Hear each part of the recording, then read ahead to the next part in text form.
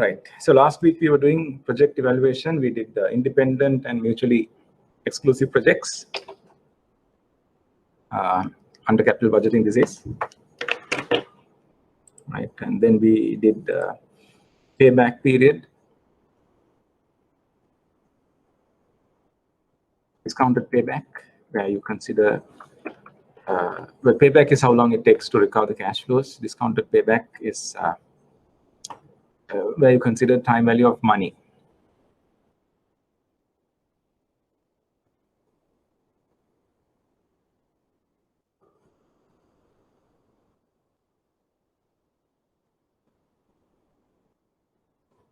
Yeah.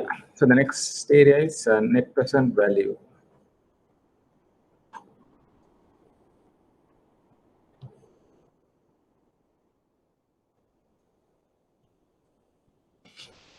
Net present value. Right. So present values, if you all could remember the present value equation,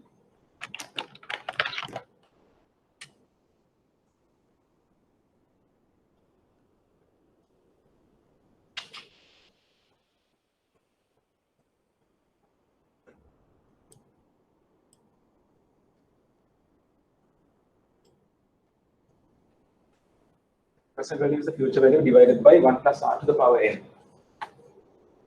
Is future value into 1 over 1 plus r to the power n. This is called the discounting factor.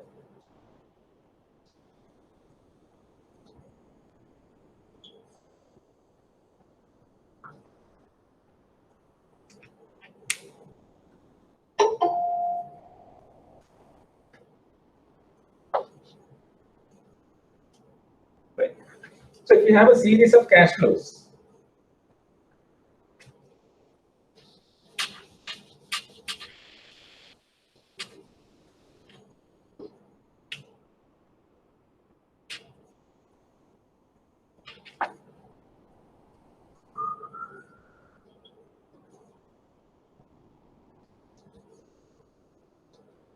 right, and the discounting factor, let's say, of n, r,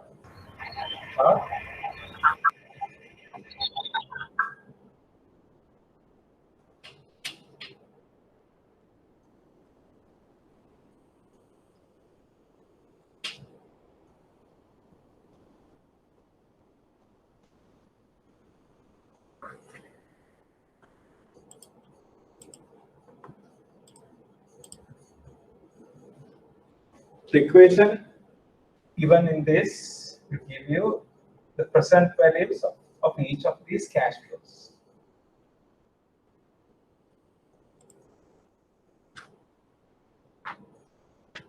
Right, so you add up all the present values.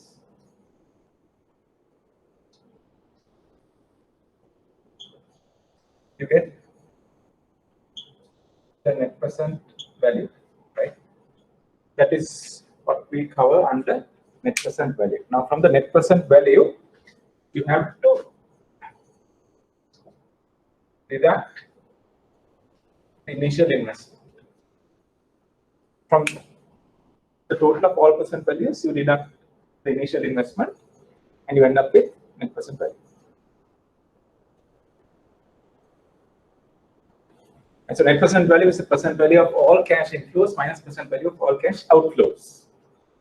The decision to invest is if net present value is positive. In case of mutually exclusive projects, select the one with the greatest net present value.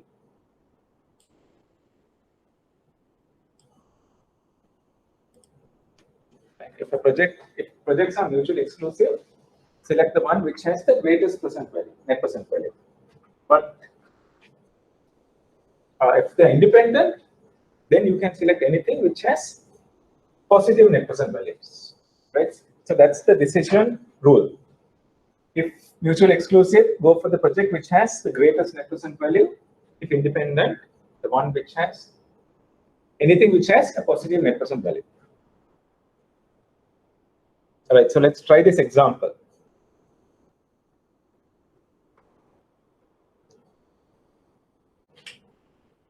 So it's a 3-year project.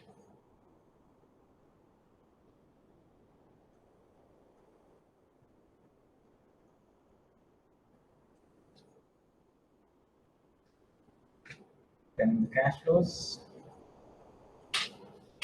Time period, let's put it as N cash flows. Initial investment of 100. You get 10, 60, and 80. Right, so these are the future values. Now you calculate the discounting factor, which is 101 plus R is 10%. Here it is 101 plus 10% power 1, 101 plus 10% power 2, 101 plus 10% power 3.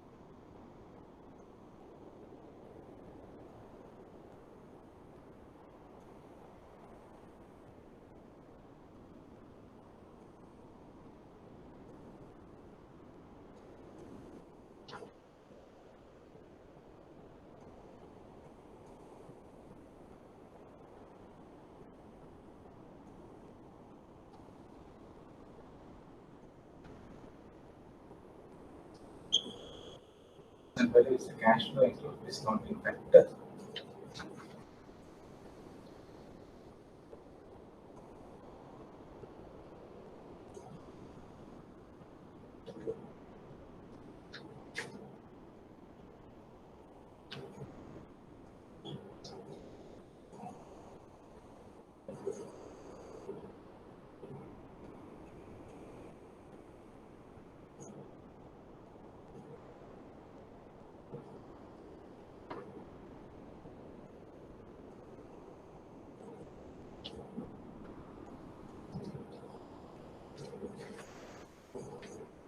So we calculate the present values and the net present value is the total of all present values.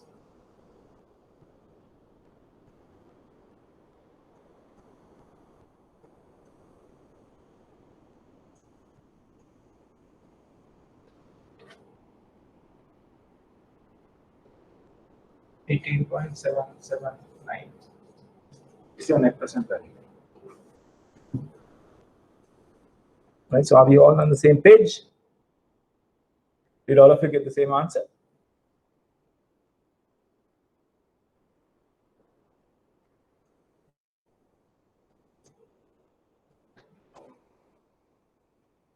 You just go through the cash flows.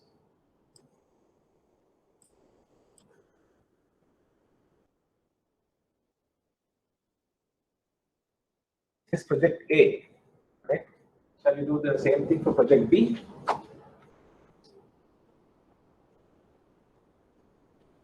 It's also do a present value calculation for project B. Again, a 3-year project.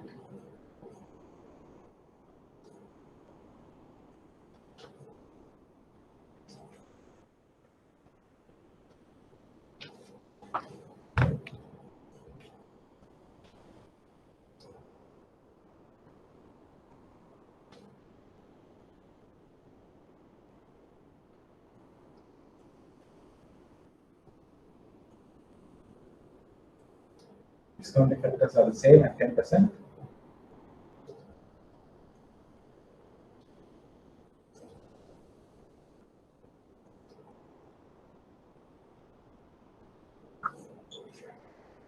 Calculate present values.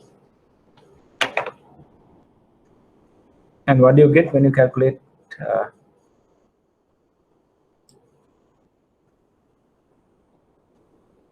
the net present value of B?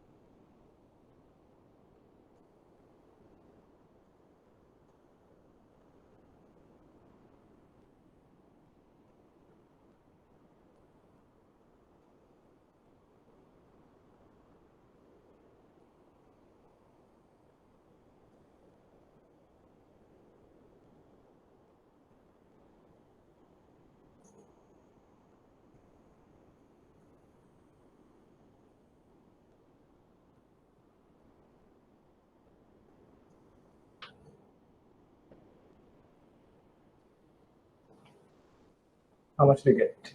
Net present value of B.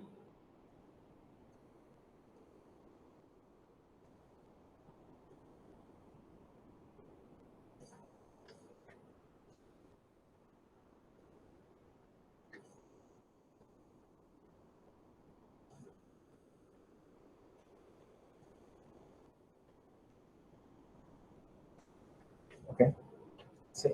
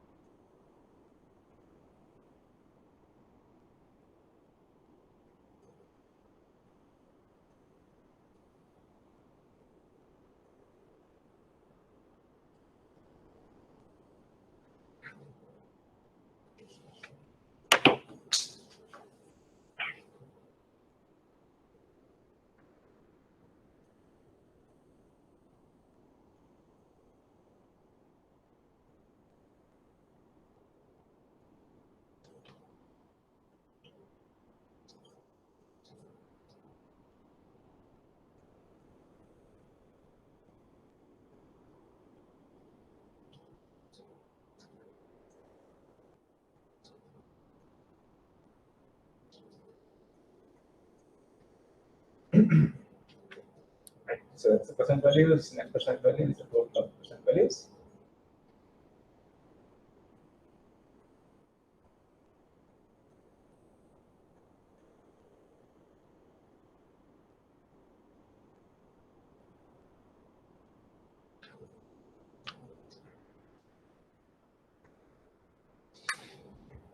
Yes, Varuna, you're quite right. It's 19.9.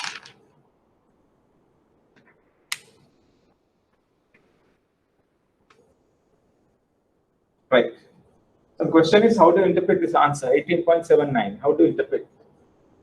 What it means is the cash flows received from project A, right, has a net present value. That means the present value of all the cash flows you receive through project A has a net present value of 18.8. Right? The cash flows received and paid, all the cash flows in project A has a net present value of 18.79. That means in today's terms, you end up with a positive balance of 18.79. B, you end up with a positive balance of nearly 20. Now, if these two projects are independent, right, if these two projects are independent, which one will you prefer? Will you go for A or B?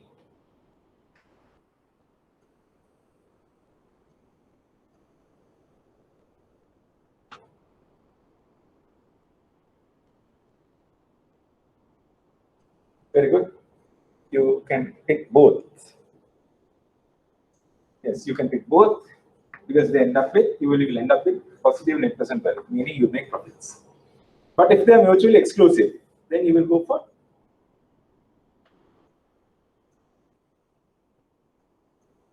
if they are mutually exclusive, you will prefer B, right? Because you end up with a higher net present value,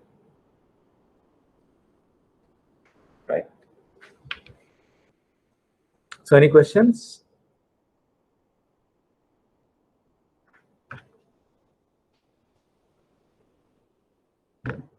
Any questions on that?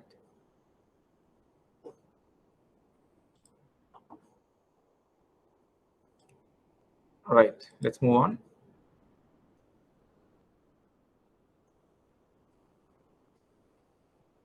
Now, what are the advantages of net present value? The pluses and minuses of net present value.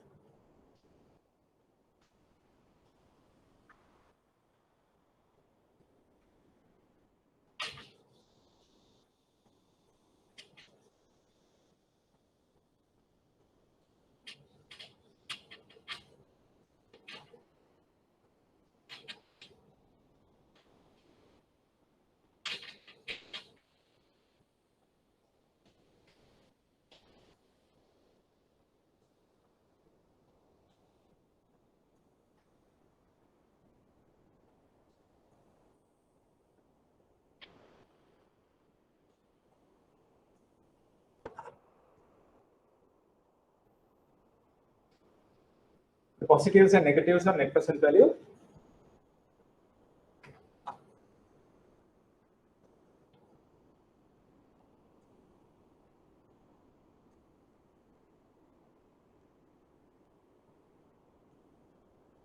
The positives, it considers time value of money, right? Unlike payback. Then it looks at the entire project, no? Unlike payback, considers the entire project. Not only project up to payback.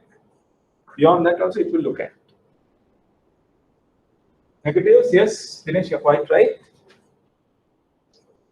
It is a little more complicated than payback.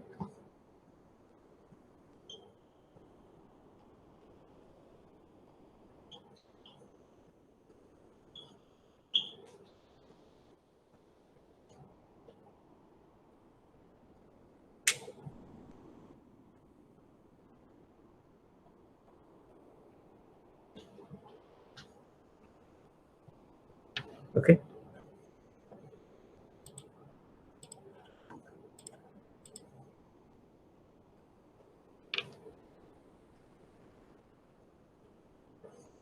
So we move on to internal rate of return. Hold it. Before we move on to internal rate of return, can we go back to project A? Right. Can you calculate the payback? Sorry, the net present value. Calculate net present value if the discount rate is 25%. What will happen if the discount rate is 25%? Without calculating, what do you think? What is your guess? Will the net present value increase or will it reduce? If you increase the discount rate to 25%, will net present value increase or will it reduce? It's now 10%. If you increase to 25%, what will happen?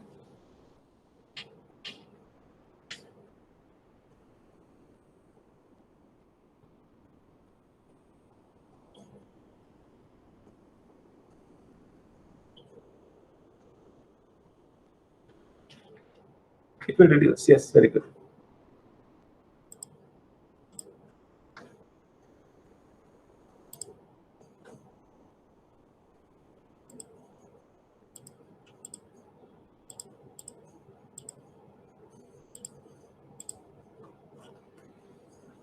Cash flows are 10, 60, and 80.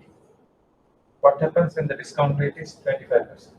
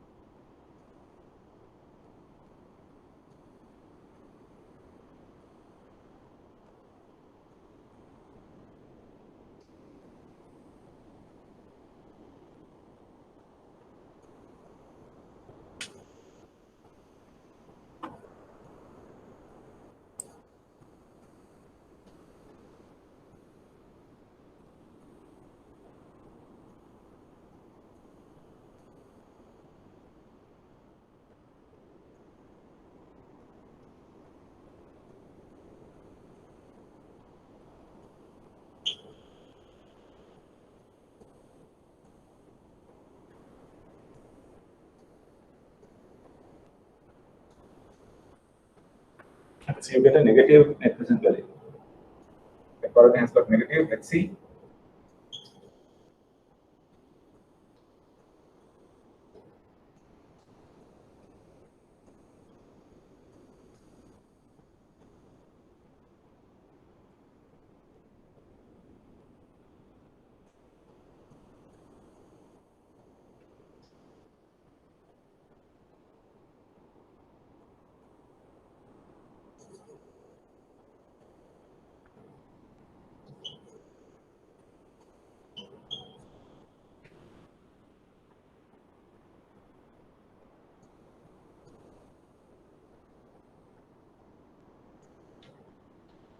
Quite right.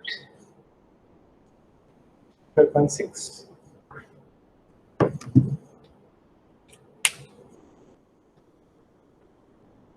Okay.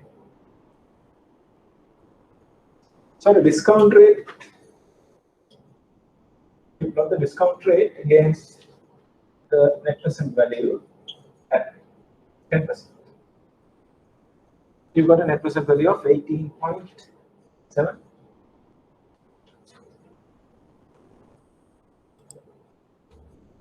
Yeah, 80.79.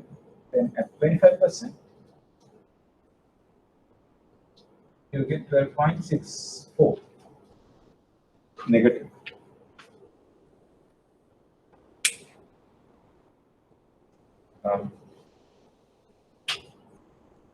What if you discount at a rate of 0%?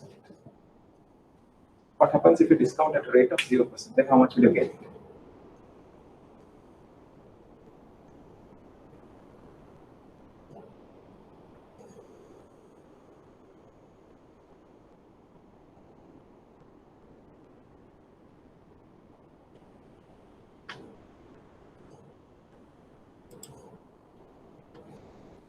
What happens if you discount at a rate of 0%?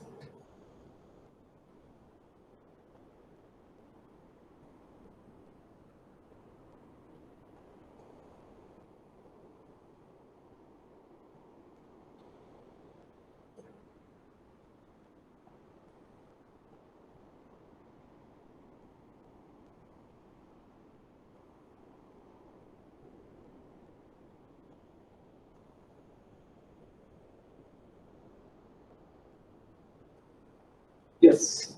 Well, actually, your discounting factor becomes 1. Everything is 1. That means minus 100. Your present value will be equal to the future values. This is 100, 10, 60, 80. So minus 100 plus 10, 9, minus 90, minus 30, plus 50. So at 0%, you will end up with 50, the net present value of 50. Isn't it? Okay, Warren, you got it? 50. Not 40, but 50.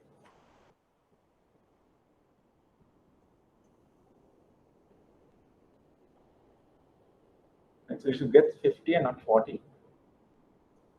I hope I'm clear. Okay. We are still with project A. Right. Now, what you should understand is, as you keep increasing the discount rate, the net present value reduces. So there is an inverse relationship between discount rate and net present value. Inverse.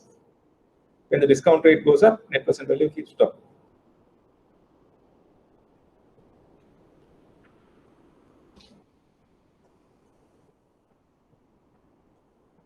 Okay. Right. Now, so it keeps dropping, meaning from 10%, if you move to 11%, 18.79 will be less. It will come down. Right? 12%, it will be even less. So likewise, it keeps coming down. Then there will be a certain point in between 10 and 25, somewhere between 10 and 25.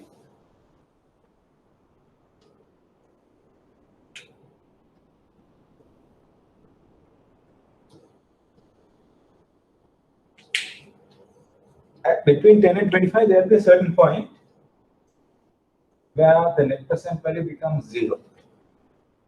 Right? The discount rate, but there will be a certain discount rate at which net present value will become 0. That is called, the discount rate at that point is called the internal rate of return. Internal rate of return.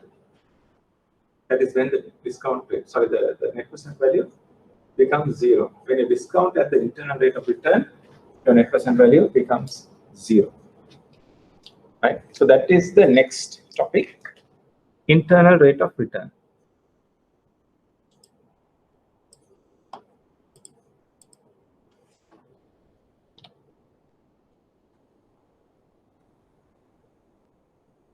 It's the discount rate when net present value of cash inflows are equal to net present value of cash outflows. Inflows, cash inflows, net present value should be equal to net present value of outflows. Right. If I plot this in a diagram,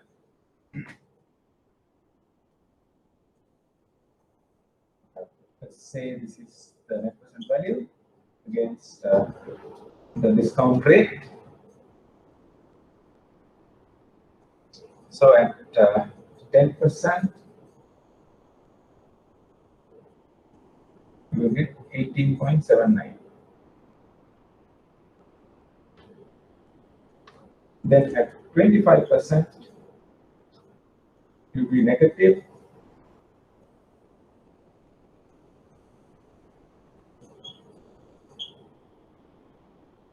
12.6.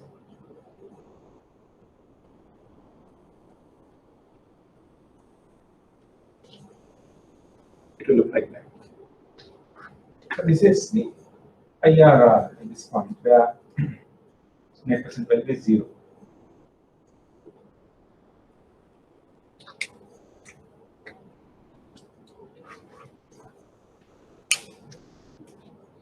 So how do you find IRR? If you take the coordinates, remember what you learned in grade 2?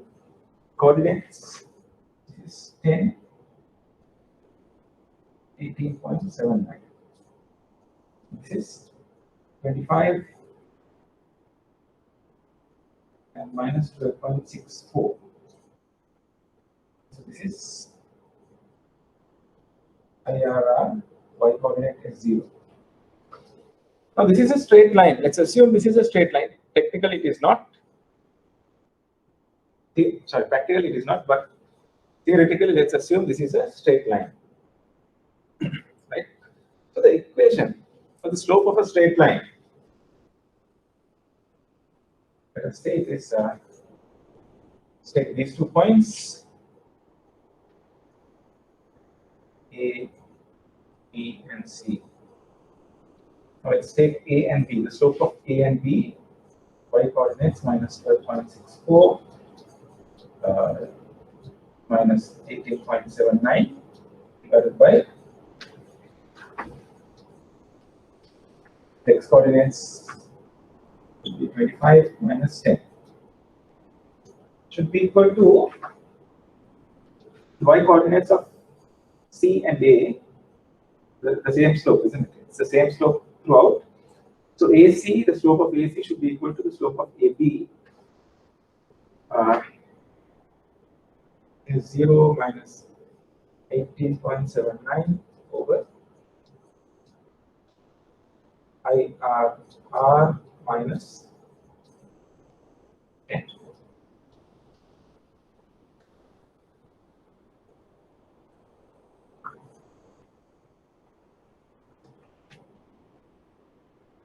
You get IRR. Let's solve this further. Sorry.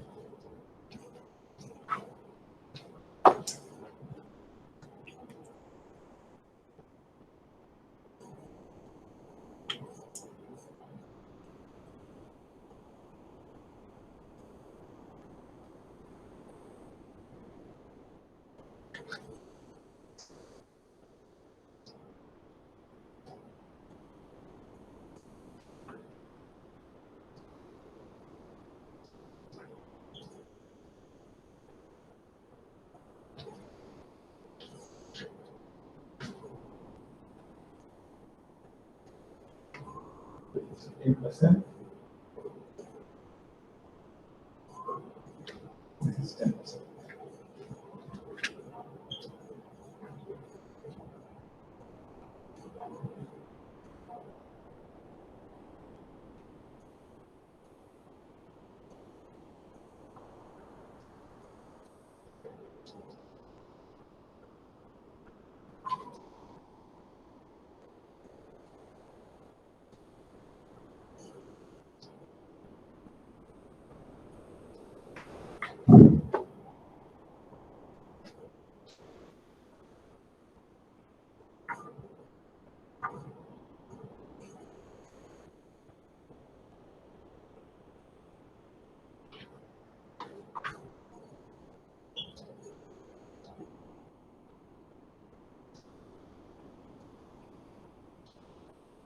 So IRR comes as 18.97%.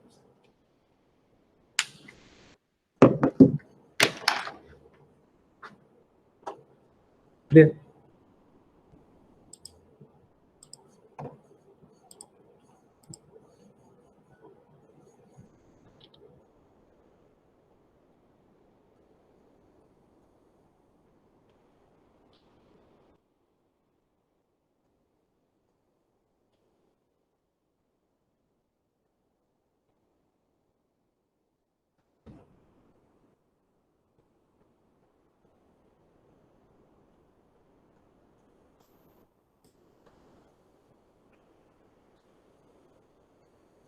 Did you all understand this?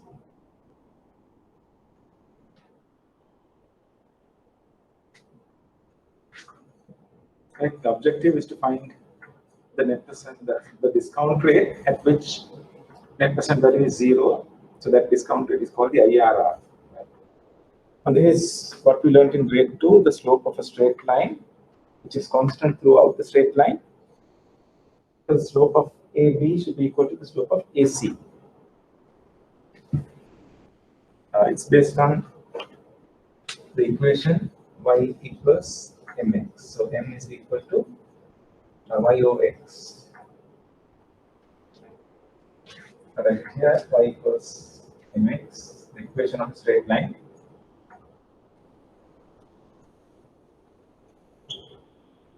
The m is the slope.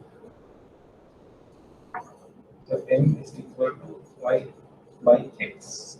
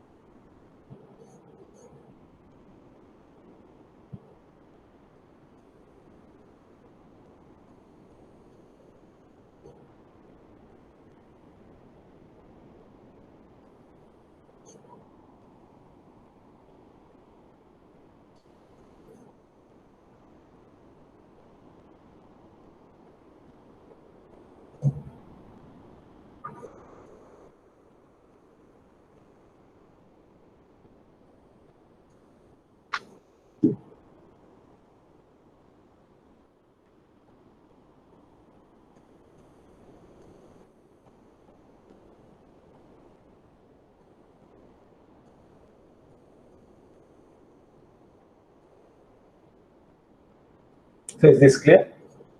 IRR. Shall we calculate IRR of project B?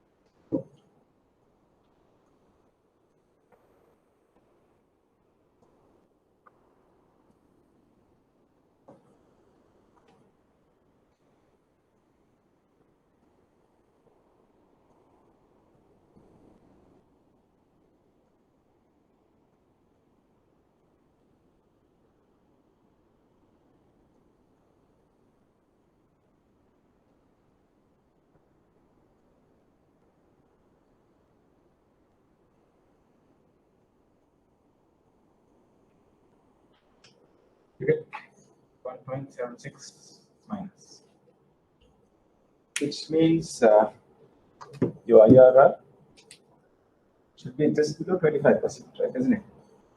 Because IRR, the net present value should be 0. At 25%, you get 1.76 negative. But it becomes 0. Your IRR should be just 25%, just below 25%.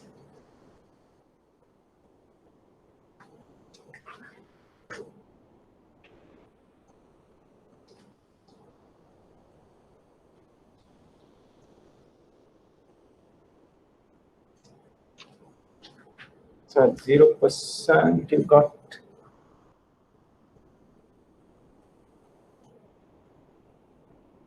19.97.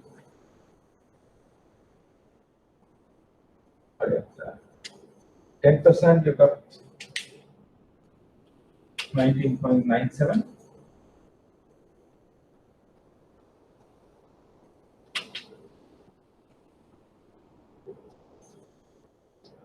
And 25% you will get minus 1.76.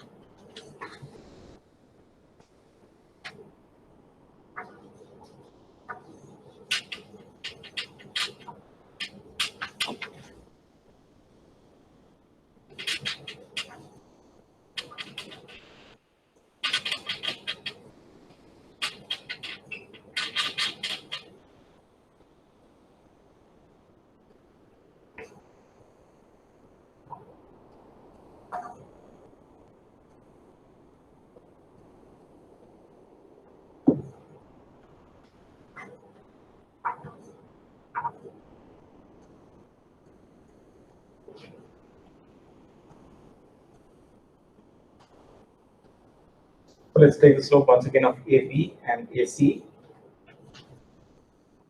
Minus 1.76 minus 19.97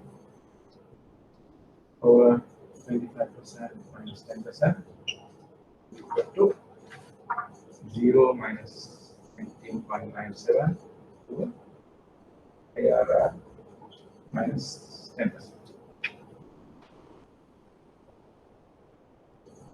ARR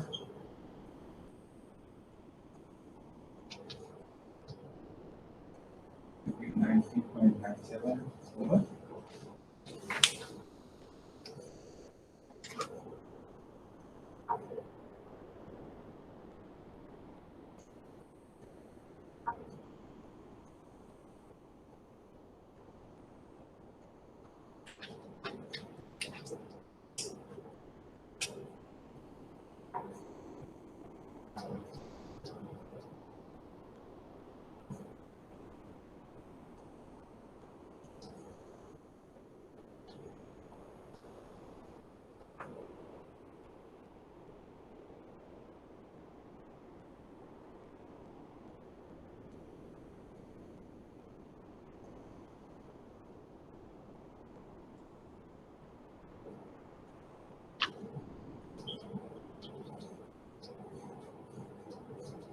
you get an IRR of 723.79.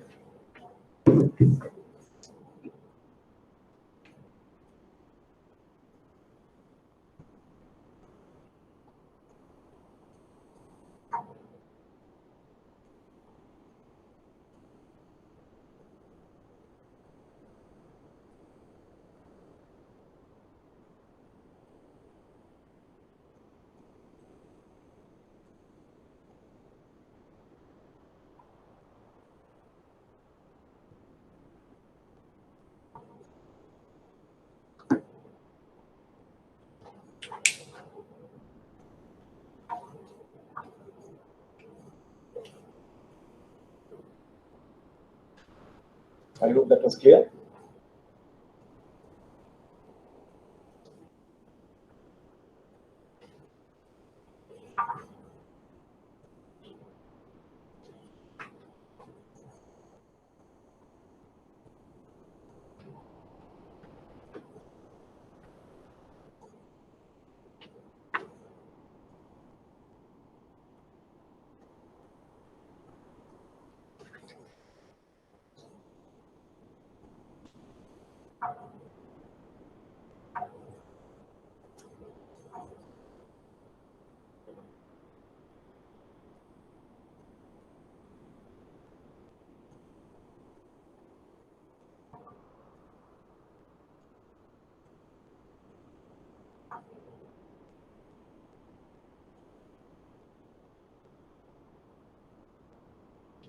Any questions on this?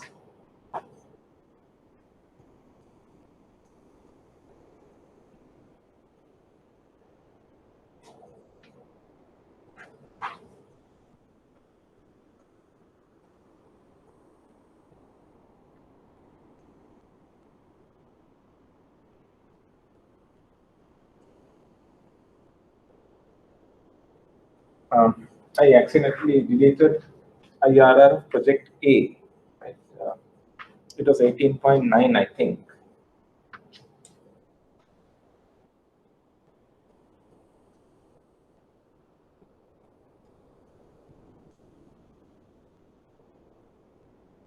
And IRR of B is 23.8. Now, given this information,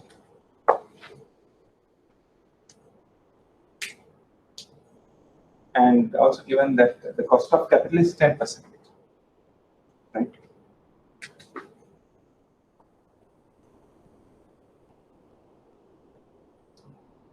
Well, the weighted average cost of capital, let's say, is 10%. Given this information, and if I say these projects are independent, which one will you prefer? A, B, none, or both? If these are independent projects, which project will you prefer? Very good. You select both. The reason is cost of capital is 10%, right? Now these are returns, internal rate of return. Here it's internal rate of return. The return is more than the cost of 10% in both cases. So you can accept both. Purely based on return, both are above cost. So you can accept both. And if projects are independent, definitely you can accept. There is no doubt. Yes. But if the projects are mutually exclusive, then which one will you prefer? A or B? Then you will prefer B because it has the higher IRR.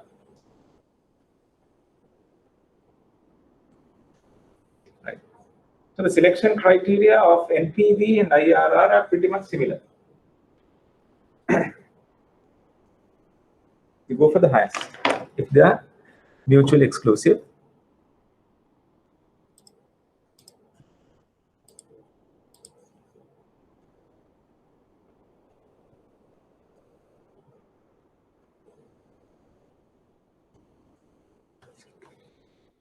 Right, so going back to the slides.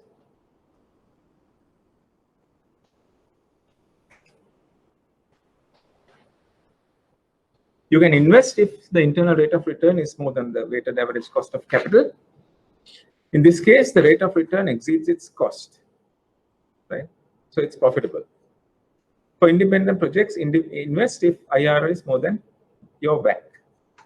For mutually exclusive projects, invest in the one that gives the highest IRR.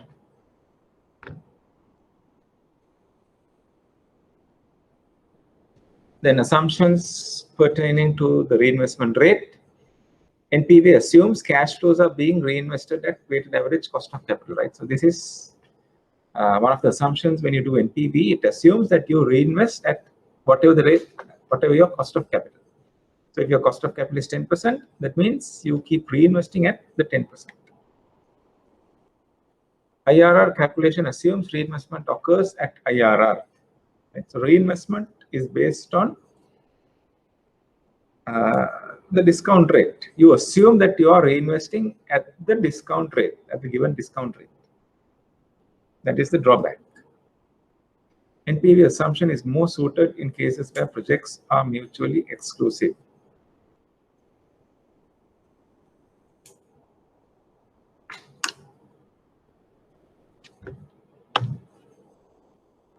Right. Before we move on to modified internal rate of return, let's go to normal and non-normal cash flows. Right. Now the cash flow that we just discussed initially had an outflow.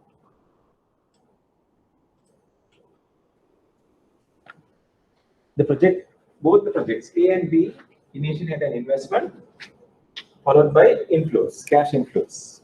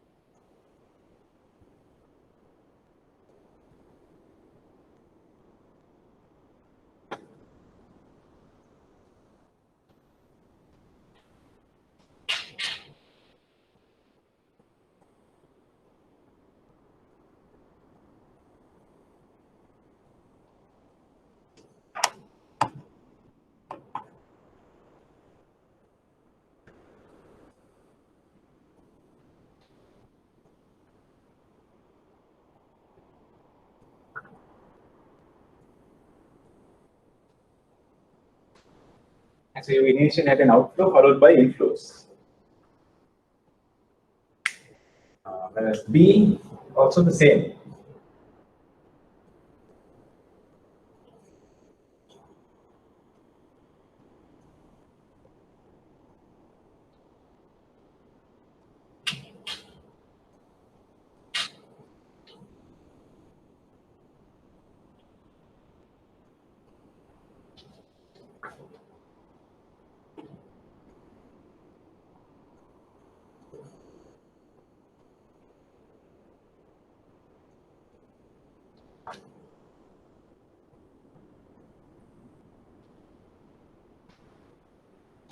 So both these projects initially had an outflow. Initial outflow followed by a series of inflows.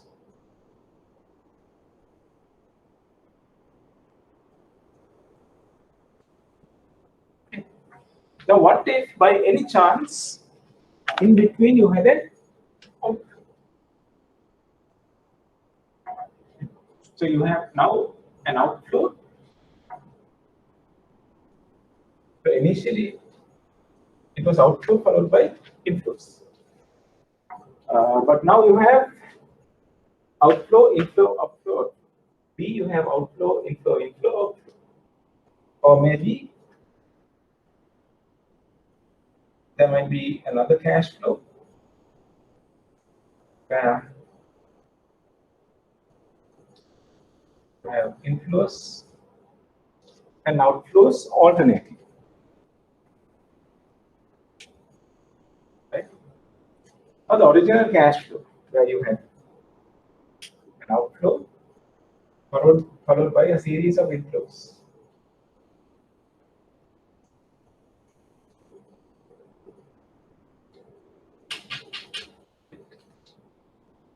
This is called normal cash flow. Or you can even have an inflow, a series of inflows followed by outflows. Then also it becomes normal cash flow. But if you have an outflow followed by an inflow, then an outflow and an inflow, it is called a non-normal cash flow. So even an inflow followed by an outflow.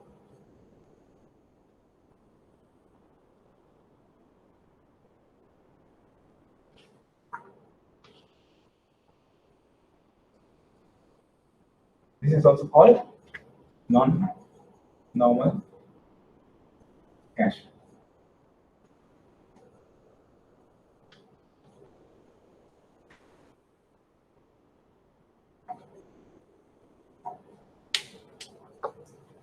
Normal cash flows and non-normal cash flows.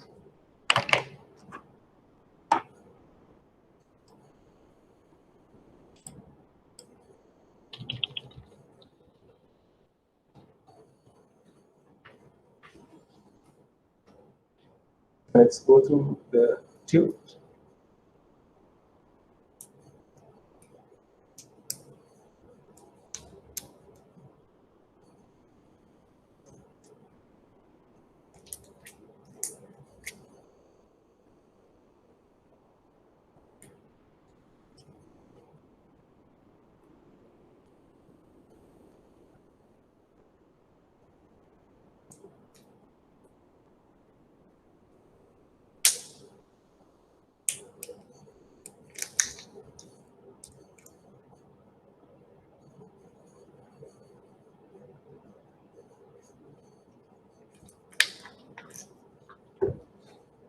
Normal cash flows is where an initial outflow is followed by cash inflows or vice versa. That means you can have initial inflow followed by outflows. Inflows and outflows do not alternate. Non-normal cash flows, inflows and outflows can alternate. Costs may have to be incurred to terminate projects. Now, for example, you put up a nuclear power plant at the end of the project, you have to demolish the thing, right? So to put up the plant, you have to spend Then during the operating cycle, you will get cash inflows, and finally, again, another expenditure to demolition. Right. If you go through this diagram, you will have, you will see there are about 5 projects and cash flows over a period of 5 years. Now, the first one has an outflow followed by a series of inflows. So those are normal cash flows. Second project has an outflow followed by a series of inflows and then finally outflow. That's also non-normal.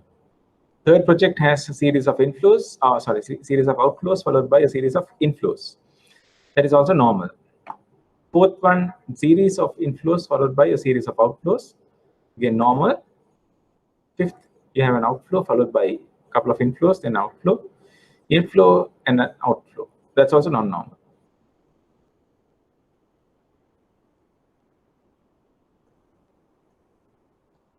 Okay, so let's try to calculate the NPV and IRR of this project.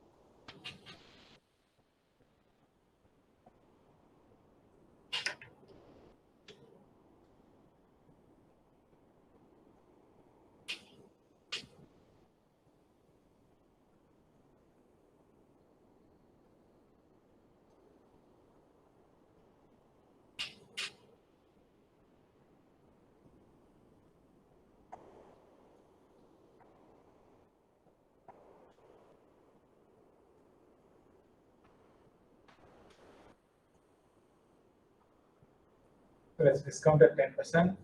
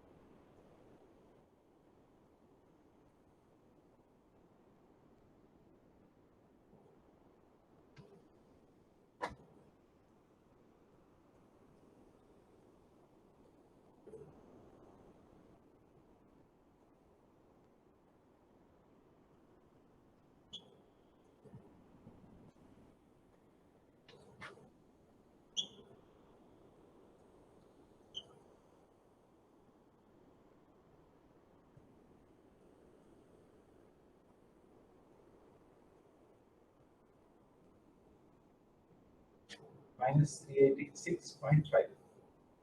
0 NPV. Right. Now these cash flows, if you look carefully, are non-normal, right? Because you have an initial outflow followed by an inflow, and then again an outflow. So these cash flows are non-normal, meaning well, the problem with non-normal cash flows is you will not get one IRR, but you will get many IRRs, not just one, but many, multiple IRR. Something like this. According to this diagram, at 25%, you will have one IRR. Right? That means your net present value will be 0 at 25%. Also, your IRR, you get another IRR at 400%. Meaning, if you discount either at 25% or at 400%, you will get an IRR or net present value of 0.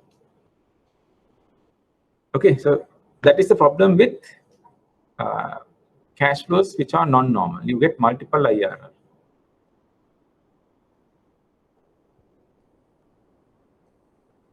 Right now, to address this issue, we use what is called modified internal rate of return. Modified internal rate of return.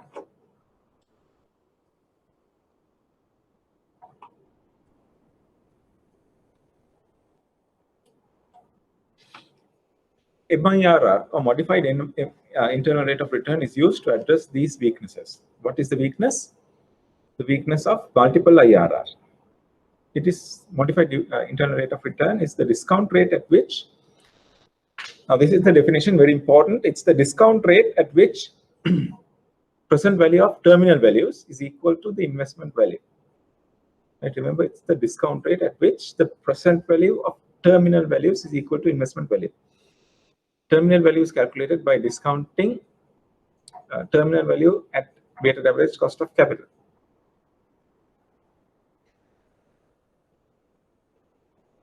It is assumed that reinvestments occur at weighted average cost of capital.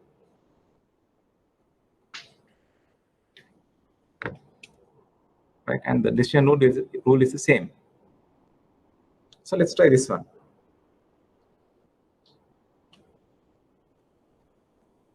This is once again project A. Let's calculate modified internal rate of return of A.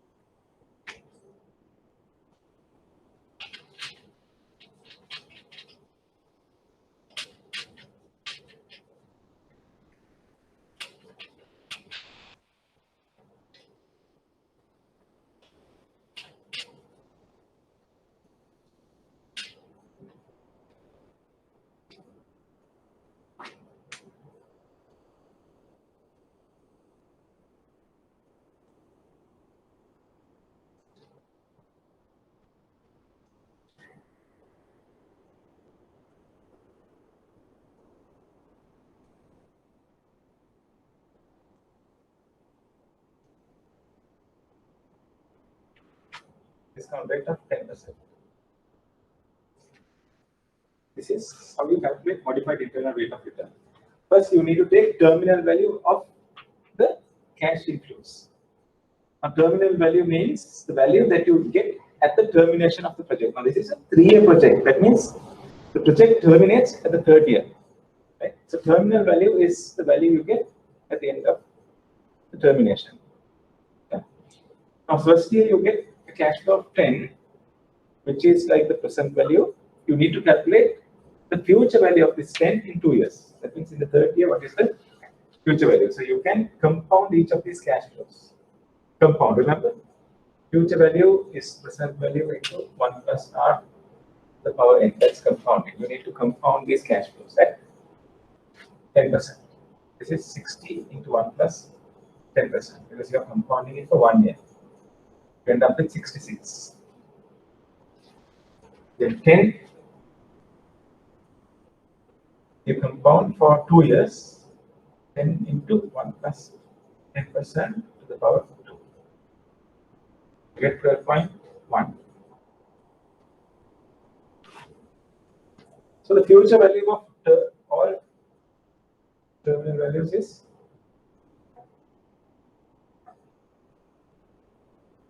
158.1. Right. That is the future value of terminal values of all inflows. The future value of all inflows, which is called the terminal value.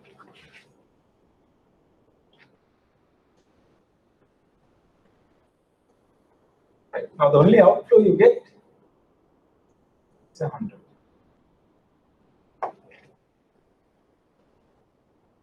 So modified IRR is the discount rate at which terminal value is equal to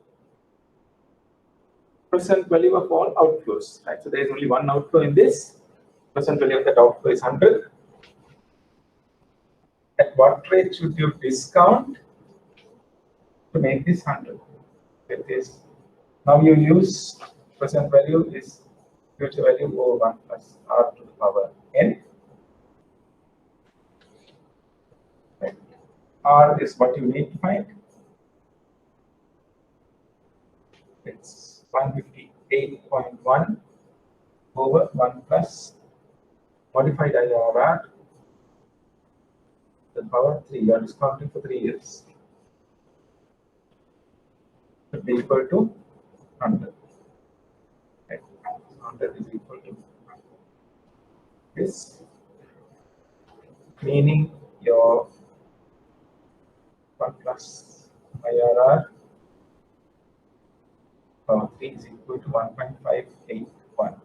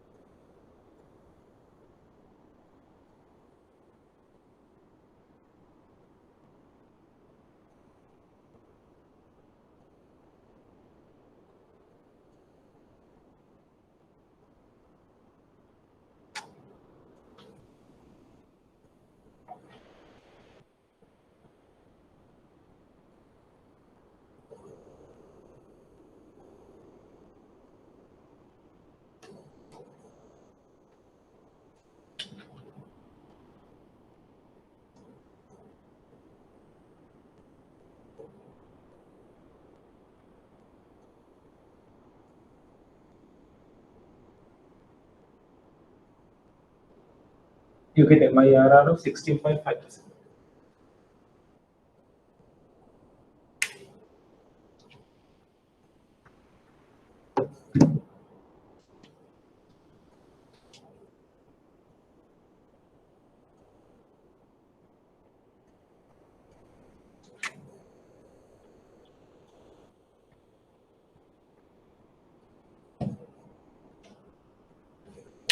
So likewise, let's calculate the MIRR of P.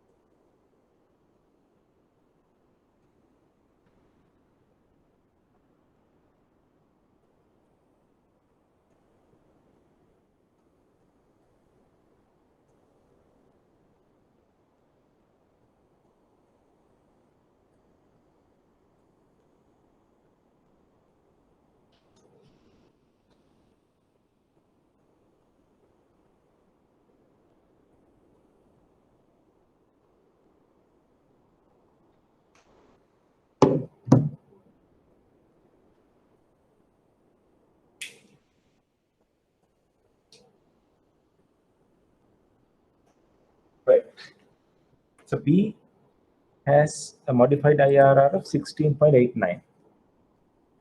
And these two projects are independent, and the cost of capital is 10%. Which one will you prefer? Cost of capital 10%. These two projects are independent. Which one will you prefer? A, B, both, or none?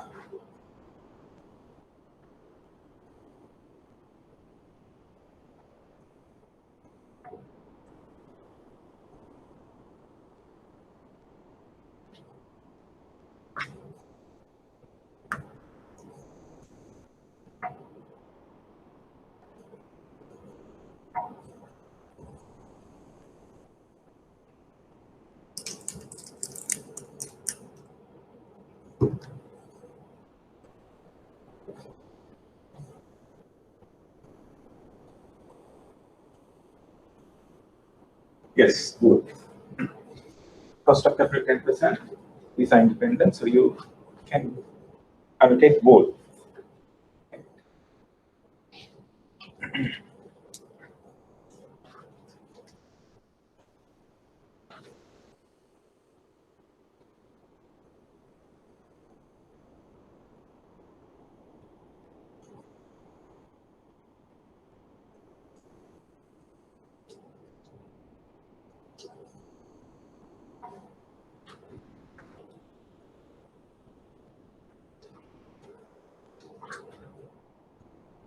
But if they are mutually exclusive, if these projects are mutually exclusive, you will have to only unpick B. Yes, you're right. The one with the highest MIRR. Okay. So I hope that was clear.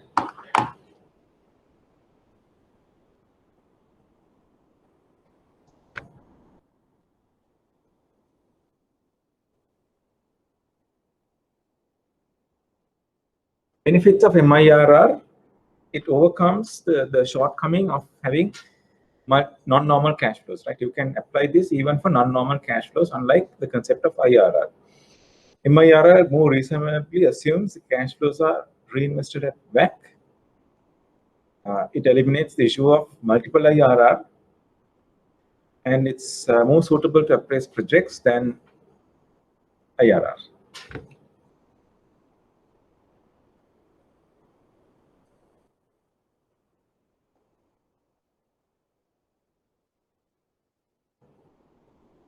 Okay, so let's calculate MIRR once again for practice. Just to practice, let's calculate MIRR of this project, the calculation that we did earlier.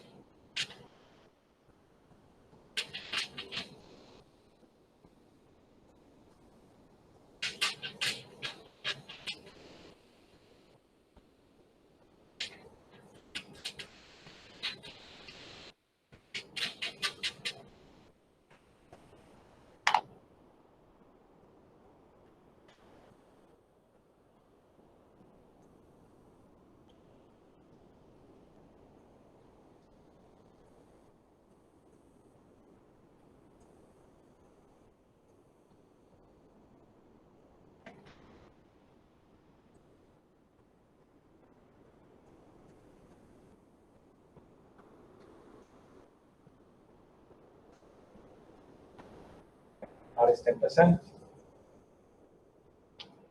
So there is an outflow followed by an inflow and then an outflow. So it's a non-normal cash flow, meaning you can't use MIRR. So let's calculate first the terminal value of outflows, inflow, sorry. Terminal value of inflow 5,000 into 1 plus 10%, which is 5,500.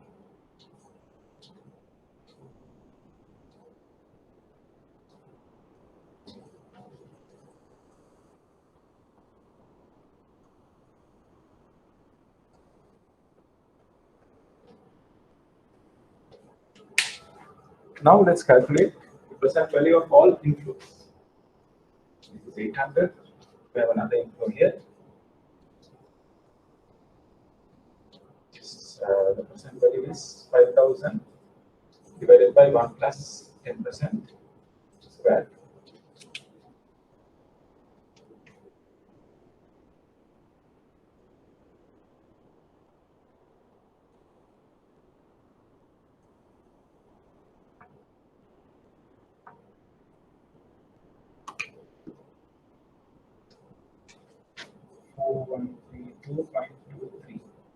These are the outflows. 4932.23. So what is the discount rate at which the percent value of all outflows are equal to the terminal, the percent value of the terminal value?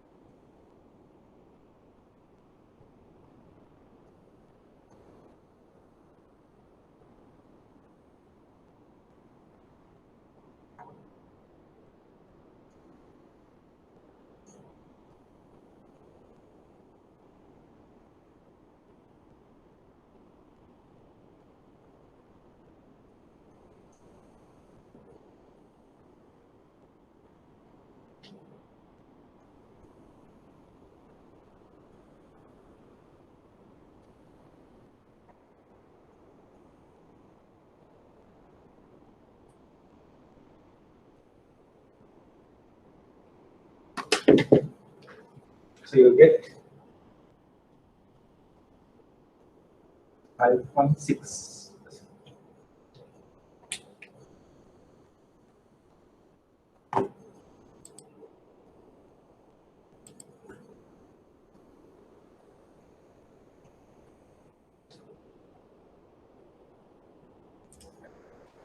Now your return, modified IRR is 5.6%, but your cost of capital is 10%.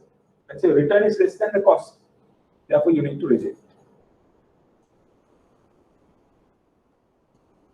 And if MIRR is less than the cost of capital, that means your NPV will be net negative for sure.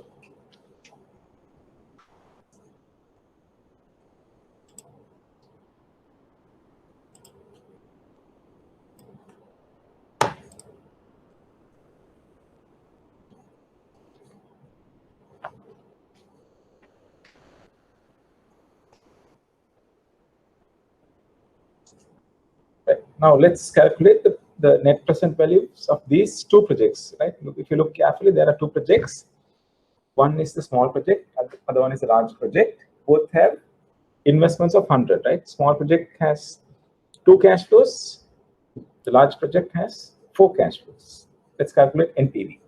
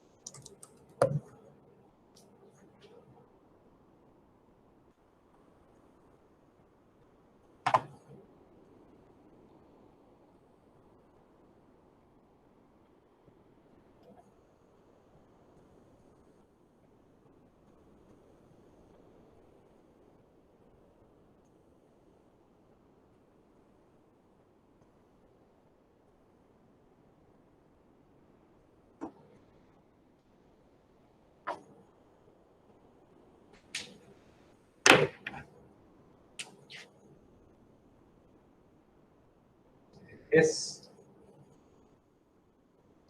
it runs for 2 years. Cash flows, investment of 100. First year 60, second year 60.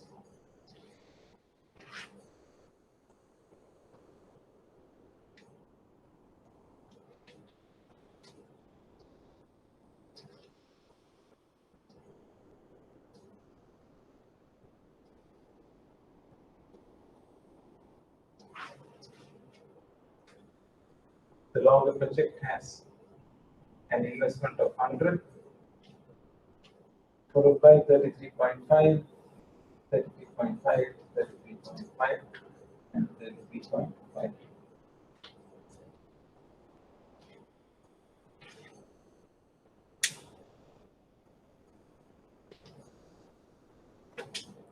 The discount rate is 10%. Discounting factor 1/1.5% power n 1.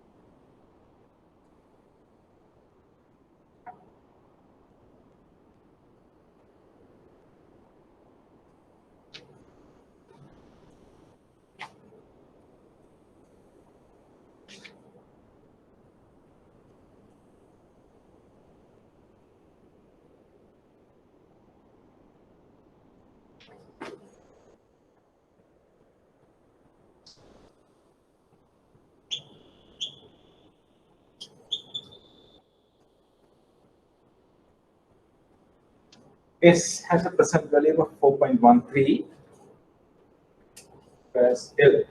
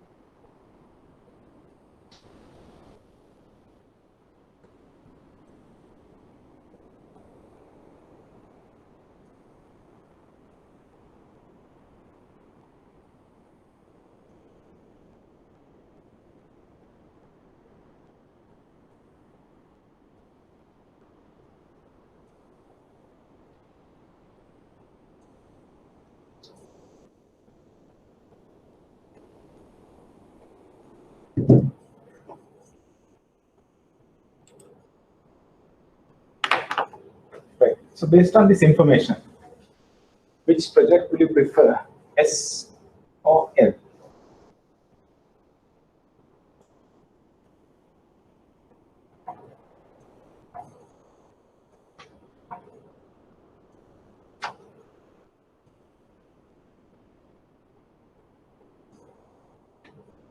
L because it gives a higher NPV. Right? But if you look at these two now, S is a 2-year project, L 4 years. It's not runs in the 4 years. Right? Then the second thing you should question is what happens to S after 2 years? What about the next 2 years? Do you have plans to reinvest or will you discontinue?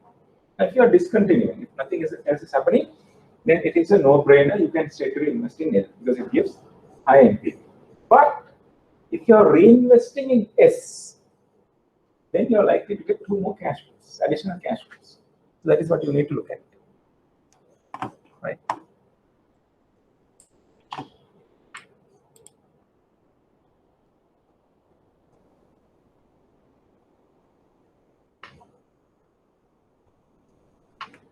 Something like this. What if you are reinvesting in S?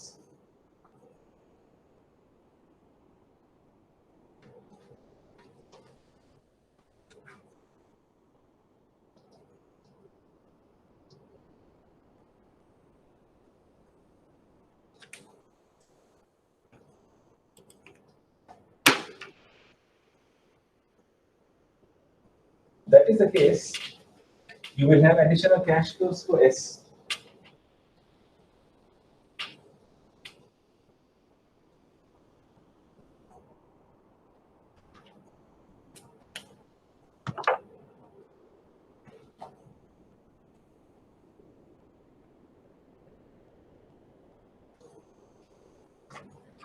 How will you get it? Now, S ends at the second year. Let's assume your second year itself you are reinvesting. That means you invest another 100 at the second year. So there will be a cash flow of 100 followed by 16 flow and another 60. So the second year you'll have a net cash flow of 40 minus. Then 2 more 60s. So let's do another NPV calculation.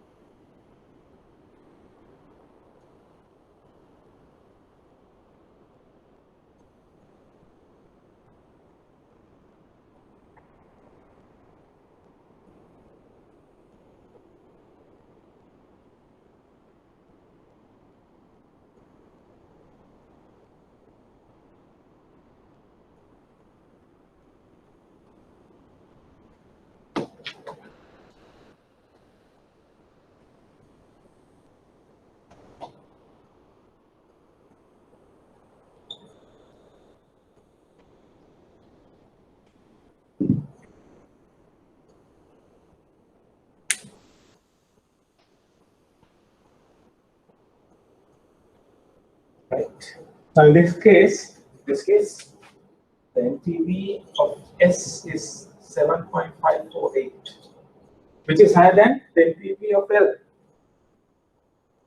Now which one do you prefer, S or L?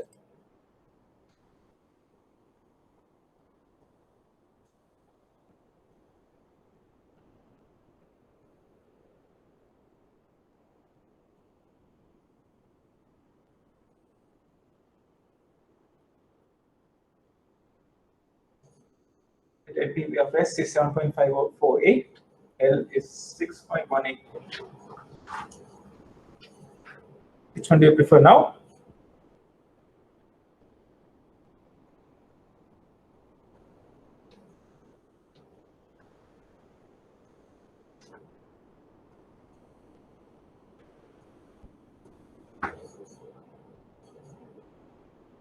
Because you are reinvesting, you will now prefer which one? Right now, both projects are 4 years. S is 4 years, L is also 4 years. You know exactly what you're doing now. So under these circumstances, you will prefer?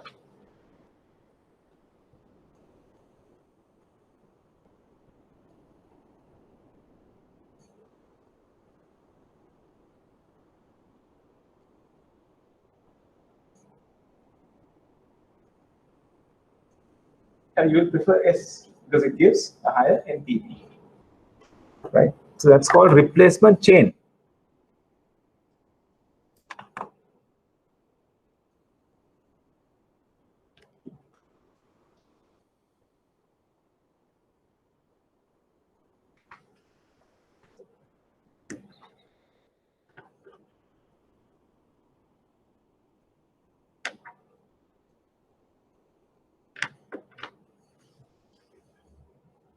The next scenario is if investment needs to be increased by 105, right, from 100. In 2 years' time, your new investment needs to be 105. Then what happens? How does the scenario change?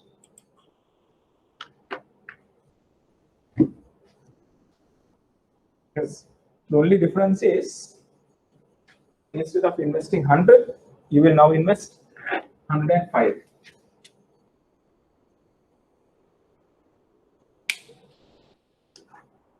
So the second year, you will end up with a negative 45.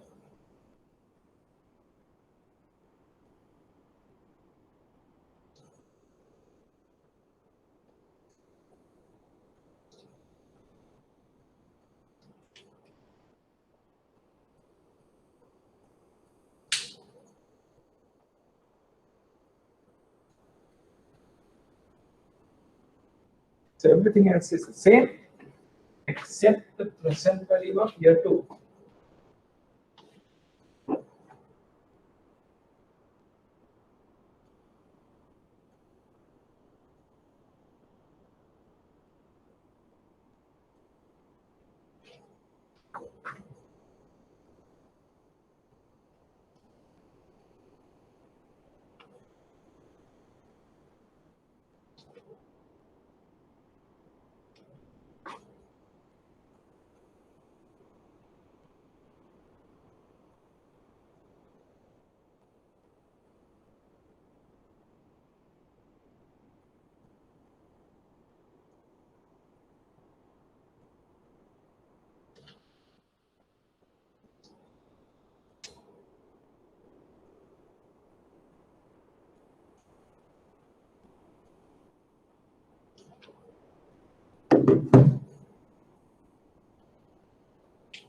But now, if the reinvestment cost increases due to that, the net present value of S has reduced. So it's now less than the net present value of L. Meaning if the reinvestment value increases beyond a certain point, you might change your preference. You might prefer S, or sorry, you might prefer L now, because L gives a higher NPV. Okay.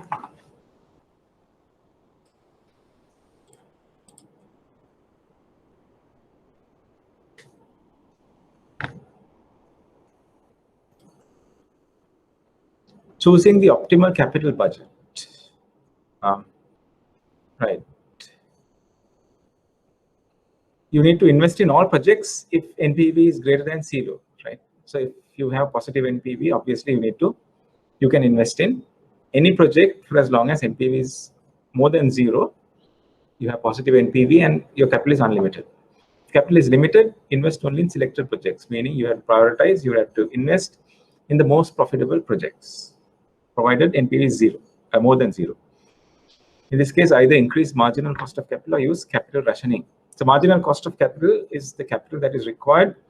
The marginal cost of capital is the cost of capital that has to be incurred. Is the additional, sorry, I'll come again. It's the additional cost that has to be incurred to acquire an additional unit of capital, right? So if you want to raise one more unit of capital, how much of additional cost it requires? That is marginal cost of capital. Capital rationing is required because you need to invest in the most profitable projects, and capital is limited. Required because investments are not made in all projects, which result in positive NPV, and upper limits are imposed on future investments, right? So capital is limited, which is why you need capital rationing.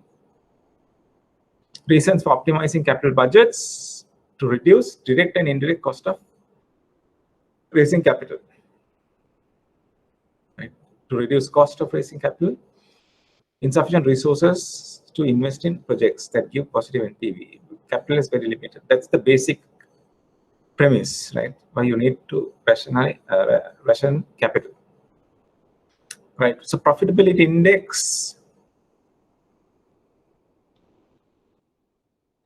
it is the ratio between present value of future cash outflows, cash flows to initial investment, right? The present value of all future cash flows divided by the initial investment. Now, this one we will work an example next week because we have run out of time. Okay, it has been tested a couple of times, so we'll do an example next week. Okay, guys. So I will see you next week. Thank you very much and have a safe week.